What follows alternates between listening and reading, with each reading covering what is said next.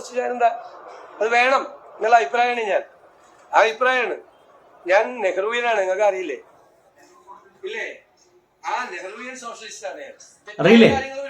തെറ്റായിട്ടുള്ള കാര്യങ്ങൾ വന്നു കഴിഞ്ഞാൽ തീർച്ചയായിട്ടും വിമർശിക്കണമെന്നാണ് നമ്മുടെ വി.ഡി. സതീശ മേനോൻ ഗവൺമെന്റ് തുടക്കത്തിൽ തന്നെ നമ്മളോടൊക്കെ പറഞ്ഞത്. തെറ്റായ കാര്യങ്ങളെന്ന് നിങ്ങൾക്ക് തോന്നുന്നുണ്ടോ? നിങ്ങൾ വിമർശിച്ചോളൂ, കേൾക്ക്. അഭിപ്രായമാണ് ഞാൻ. ആ അഭിപ്രായമാണ്. ഞാൻ നെഹ്റുവിയനാണ്, നിങ്ങൾക്ക് അറിയില്ലേ? ഇല്ലേ? ആ നെഹ്റുവിയൻ സോഷ്യലിസ്റ്റാണ് ഞാൻ. തെറ്റായ കാര്യങ്ങൾ വരുമ്പോൾ നിങ്ങൾ വിമർശിച്ചാൽ എന്താ? അത് വേണം. കണ്ടില്ലേ? തെറ്റായ കാര്യങ്ങൾ വരുമ്പോൾ വിമർശിച്ചോ എന്നാണ് വി.ഡി. സതീശ മേനോൻ തുടക്കത്തിലെ പറഞ്ഞത് എന്നുള്ളതാണ്. പക്ഷേ ഏറ്റവും രസകരമായ കാര്യം, അങ്ങനെ തെറ്റായ കാര്യങ്ങൾക്ക് വരുമ്പോൾ വിമർശിക്കുമ്പോൾ അത്തരം വീഡിയോസുകൾ ഇപ്പോൾ സോഷ്യൽ മീഡിയയിൽ നിന്ന് അപ്രത്യക്ഷമാവുന്നു എന്നതാണ് ഏറ്റവും പ്രധാനമായിട്ട് നമ്മുടെ റിപ്പോർട്ടർ ചാനലിന്റെ വീഡിയോസുകൾ. ഇനി എന്തൊക്കെ കാര്യങ്ങളാണ് തെറ്റായ കാര്യങ്ങൾ? ഏറ്റവും അടുത്തായിട്ട് നമ്മൾ ഈ തൂഫാനുമായി ബന്ധപ്പെട്ടിട്ട് 1-2 ആൾക്കാരെ പിടിക്കുന്നു. അയ്യോ, ആ പിടിച്ചാളുടെ സോഷ്യൽ മീഡിയ പ്രൊഫൈലും നിങ്ങളാരും നോക്കരുത് കേട്ടോ, നമ്മൾ തകർന്നു പോകും. കാരണം അതിഗംഭീരമായിട്ടുള്ള സംഗതിയാണെന്നേ. ഒന്ന് കേട്ടോക്കി, ഒന്ന് കണ്ടോക്കി. യുവാക്കളുടെ ലക്കും ലഗാനുമില്ലാത്ത തലതെറിച്ച ജീവിതം കണ്ട് പുതിയ തലമുറയുടെ ഭാവിയെ കുറിച്ച് ആശങ്കപ്പെട്ട് ലഹരിക്കും മയക്കുമരുന്നിനുമെതിരെ ശബ്ദിച്ച ഈ ധീരൻ ആരാണ്? യുവജന നേതാവ് എന്നൊക്കെ പറഞ്ഞാൽ കണ്ടില്ലേ? ഹുസൈൻ മുനാഫിർ എന്ന് പറയുന്ന ഈ മനുഷ്യൻ, ഞാന് സത്യം പറഞ്ഞ ഇവന്റെ ഈ പ്രൊഫൈലൊക്കെ ഇങ്ങനെ നോക്കുന്ന സമയത്താണ് എനിക്ക് മനസ്സിലായത് ഇദ്ദേഹം വി.ഡി. സതീശ മേനോന്റെ ഈ ടെക്നിക്കൽ ഹെഡിൽ പെടുന്ന ഒരാളാണ്. അദ്ദേഹത്തിന് ഈ സോഷ്യൽ മീഡിയ ഈ വീഡിയോസിലൊക്കെ എടുത്തെടുക്കുന്ന ഒരാളാണ്. ആ ചങ്ങാതിയാണ് ഇപ്പോൾ നമ്മുടെ MDMA-യുമായി ബന്ധപ്പെട്ടിട്ട് പിടിയിലായിട്ടുള്ളത്.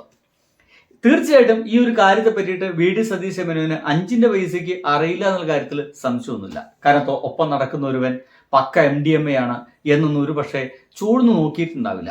തന്നെ സഹായിക്കാൻ വേണ്ടിയിട്ട് അതും കോൺഗ്രസ് നിന്ന് ഒരാൾ വരുന്നു, യുവജനത്തിൽ നിന്ന് ഒരാൾ വരുന്നു എന്ന് മാത്രമായിരിക്കും. നമ്മൾ ഈ പഴയ സിനിമ കാണുന്നത് പോലെയാണ്. പഴയ സിനിമയിലൊക്കെ ഉണ്ടായിരിക്കും ഇങ്ങനെയൊക്കെ, എന്താ പറയുക, മദ്യവിരുദ്ധ ജാഥയിലൊക്കെ പങ്കെടുക്കും. ആ ജാഥ കഴിഞ്ഞ് നേരെ കള്ളുഷാപ്പിലേക്ക് വിടും, 2 കുപ്പി കള്ളും കുടിച്ചിട്ട് വീട്ടിൽ പോകും എന്ന് പറയുന്ന രീതിയിലാണ് ഈ കോൺഗ്രസിന്റെ യുവാക്കളൊക്കെ ബന്ധപ്പെടുന്നത്. അപ്പോൾ അത്തരം ആളുകളൊക്കെ വെച്ചിട്ട് വീഡിയോകൾ നമ്മൾ റിപ്പോർട്ടർ ചാനലൊക്കെ ചെയ്യുമ്പോൾ അത് എന്താ പറയുക, ഡിലീറ്റ് ചെയ്യപ്പെടുന്നു എന്നുള്ളതാണ് പറയുന്നത്. അരുൺ സാർ, കോൺഗ്രസ് നേതാവിന്റെ MDMA കേസ് കോടതിയിൽ എത്തുമ്പോൾ അതിപ്പോ ഗ്ലൂക്കോസ് പൊടിയോ മറ്റോ ആയി മാറാൻ സാധ്യതയുണ്ടോ എന്ന് ചോദിക്കുന്നു. അത് കോൺഗ്രസ് നേതാവല്ല, യൂത്ത് കോൺഗ്രസിലെ ഒരു കക്ഷിയായിരുന്നു ഈ പിടിക്കപ്പെട്ട മുഹമ്മദ് ഫയാസ് എന്ന് പറയുന്ന കക്ഷി. അയാൾ വി.ഡി. സതീശന്റെ സോഷ്യൽ മീഡിയ മാനേജർ എന്നാണ് അവകാശപ്പെട്ടിരുന്നത്. വി.ഡി. സതീശൻ അദ്ദേഹത്തിന്റെ വീട്ടിൽ പോയിട്ടുണ്ട്, അടുത്ത ബന്ധമായിരുന്നു. ആ ചിത്രങ്ങളിലെല്ലാം തന്നെ അത് വളരെ വ്യക്തമായിരുന്നു. അപ്പൊ അതുകൊണ്ട് വി.ഡി. സതീശൻ അറിയില്ലെന്നൊക്കെ പറഞ്ഞ് ഇനി വീണ്ടും നുണ പറയാൻ പറ്റൂല. ഇത് എനിക്കറിയാത്ത ഒരാളാണ്, അറിയാത്ത ഒരാളുടെ വീട്ടിൽ പോകത്തില്ലല്ലോ. അറിയാത്ത ഒരാളുമായി പലതവണ ചർച്ചകൾ നടത്തുന്നതിന്റെ, കൂടിക്കാഴ്ച നടത്തുന്നതിന്റെ ഒക്കെ ദൃശ്യങ്ങൾ പുറത്തു വന്നിട്ടുണ്ട്. യഥാർത്ഥത്തിൽ നിങ്ങളൊന്ന് ആലോചിച്ച് നോക്കും, മുഖ്യമന്ത്രി പിണറായി വിജയന്റെ ഒരു സോഷ്യൽ മീഡിയ മാനേജറാണ് ഈ MDMA കേസുമായിട്ട് അറസ്റ്റിലായിരുന്നെങ്കിൽ കേരളം എങ്ങനെയായിരിക്കും അത് ചർച്ച ചെയ്യുക എന്നുള്ളത്. മതി. സന്തോഷമുണ്ട് എൻ്റെ പ്രിയപ്പെട്ട ഡോക്ടർ അരുൺകുമാർ, താങ്കൾ പറയാനുള്ളത് കൃത്യമായിട്ട് പറഞ്ഞു. കാരണം വി.ഡി. സതീശ മേനോന്റെ സോഷ്യൽ മീഡിയ മാനേജർ മയക്കുമരുന്ന് കേസിൽ പിടിക്കപ്പെട്ടപ്പോൾ നമ്മുടെ നാട്ടിലെ മാധ്യമങ്ങൾക്കൊന്നും മിണ്ടാട്ടമില്ല. അതിനെക്കുറിച്ച് വലിയ ചർച്ചയേ ഇല്ല. ഏഷ്യാനെറ്റിൽ ചർച്ചയില്ല. ചർച്ച നടത്തണ്ടല്ലേ? 24-ൽ ചർച്ച നടത്തണ്ടല്ലേ? വേണ്ടതല്ലേ? നോക്കൂ, നമ്മുടെ നാട് ഭരിക്കുന്ന ഏറ്റവും വലിയ മനുഷ്യൻ വി.ഡി. സതീശ മേനോൻ, അദ്ദേഹമാണ് മുഖ്യമന്ത്രി.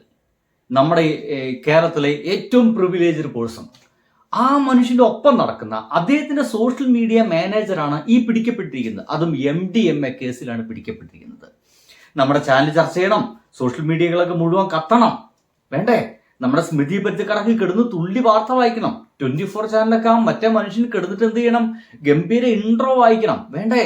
അഷിതയുടെ ഇൻട്രോ വേണം, മാതൊക്കെ തകർക്കണം. പക്ഷേ നിങ്ങൾ നോക്കി ഈ തകർക്കലൊന്നും നമ്മുടെ സോഷ്യൽ മീഡിയയിൽ കാണാനില്ല എന്നുള്ളതാണ്. നമ്മുടെ വാർത്താ ചാനലുകൾ കാണാനില്ല എന്നുള്ളതാണ് അല്ലേ? അപ്പോഴാണ് നമ്മുടെ ഇദ്ദേഹം ചോദിക്കുന്നത്, ഇതെങ്ങാൻ പിണറായി വിജയൻ ഭരിക്കുന്ന കാലഘട്ടത്തിൽ പിണറായി വിജയന്റെ സോഷ്യൽ മീഡിയ മാനേജറാണ് ഇങ്ങനത്തെ ഒരു കേസിൽ അകപ്പെട്ടിരുന്നെങ്കിൽ ഈ കോൺഗ്രസ്സുകാർ മുഴുവൻ പിറ്റേ ദിവസം സമരത്തിനിറങ്ങും. പിണറായി വിജയനെ അന്ന് താഴത്തേക്ക് ഇറക്കാനുള്ള എല്ലാ ശ്രമങ്ങളും നടത്തുമെന്നുള്ളതാണ്. പക്ഷേ ഭയങ്കര പ്രിവിലേജാണെന്നേ, ഭയങ്കര പ്രിവിലേജാണ്. ഇനിയിപ്പോൾ അത് മേനോൻ എന്നുള്ള വാക്കുള്ളതുകൊണ്ടുള്ള പ്രിവിലേജാണെന്ന് വലിയ പിടുത്തമൊന്നുമില്ല കേട്ടോ. ആ വിഷയം കേരളത്തിൽ ചർച്ച ചെയ്യുകയേ വേണ്ട. എല്ലാവരും മെസ്സിക്ക് പിന്നാലെയാണ്. മെസ്സിയുമായി ബന്ധപ്പെട്ട് കൃത്യമായ കാര്യങ്ങൾ ഇന്നലെ ആറ്റുവകാശം വിശദീകരിച്ചു കഴിഞ്ഞു. അവിടെ ഒരു കോൺട്രാക്ട് കണ്ടില്ലേ എന്തുകൊണ്ടാണ് ഈ ചർച്ച പെട്ടെന്ന് മാറിപ്പോയത്? മെസ്സിയിലേക്ക് ചർച്ച പോകുന്നത് എന്തുകൊണ്ടാണ്? വി.ഡി. സതീശൻ മേനോന്റെ സോഷ്യൽ മീഡിയ നിയന്ത്രിക്കുന്ന മനുഷ്യനാണ് മയക്കുമരുന്നിൽ കേസിൽ പിടിക്കപ്പെട്ടത് അല്ലേ? അദ്ദേഹവുമായിട്ട് അപാരമായിട്ടുള്ള ബന്ധമുണ്ടെന്ന് പറയുന്നത്. അപ്പോൾ ആ ഒരു ചർച്ച എങ്ങനെയെങ്കിലും മുക്കിക്കളയാൻ വേണ്ടിയിട്ടാണ് ആന്റോ അഗസ്റ്റിൻ കേസ് എടുത്തുകൊണ്ട് വരികയും അത് എല്ലാ ചാനലുകളും ചർച്ച ചെയ്യുന്ന രീതിയിലൊക്കെ. എൻ്റെ ഒരു പ്രിയ സുഹൃത്ത് ബിജു പ്രസാദ് അടക്കമുള്ള ആളുകൾ എനിക്ക് ഇതാണ് അയച്ചു തരുന്നത്.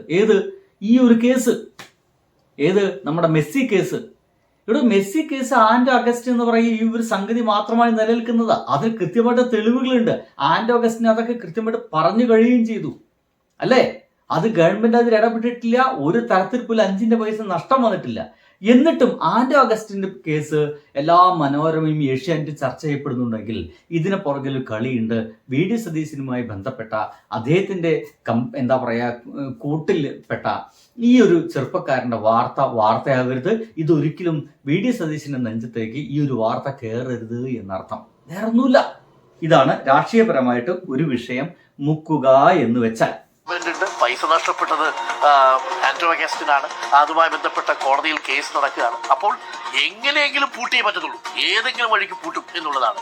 മാത്രമല്ല, മെറ്റയിൽ പറഞ്ഞ് റിപ്പോർട്ടർ സംപ്രേഷണം ചെയ്ത സർക്കാരുമായി ബന്ധപ്പെട്ട വാർത്ത, അതായത് ഇപ്പോൾ പ്രേക്ഷകർ സൂചിപ്പിച്ച MDMA കേസ് അറസ്റ്റിലായ മുഖ്യമന്ത്രിയുടെ സോഷ്യൽ മീഡിയ മാനേജർ എന്ന് അവകാശപ്പെടുന്നയാളുമായി വി.ഡി. സതീശൻ നിൽക്കുന്ന ചിത്രം, അത് മെറ്റയെടുത്ത് പറഞ്ഞ് റിമൂവ് ചെയ്യിപ്പിച്ചിരിക്കുക.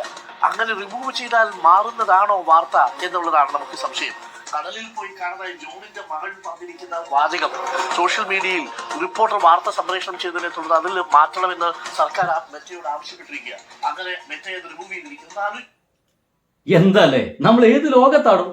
ഇങ്ങനെ റിമൂവ് ചെയ്യപ്പെടുന്ന വാർത്തകളൊക്കെ പിണറായി വിജയൻ കാലഘട്ടത്തിൽ നിങ്ങൾ കണ്ടായിരുന്നോ? പിണറായി വിജയൻ അങ്ങനെ ഏതെങ്കിലും വാർത്ത സോഷ്യൽ മീഡിയയിൽ നിന്ന് റിമൂവ് ചെയ്യണമെന്ന് പറഞ്ഞിരുന്നോ?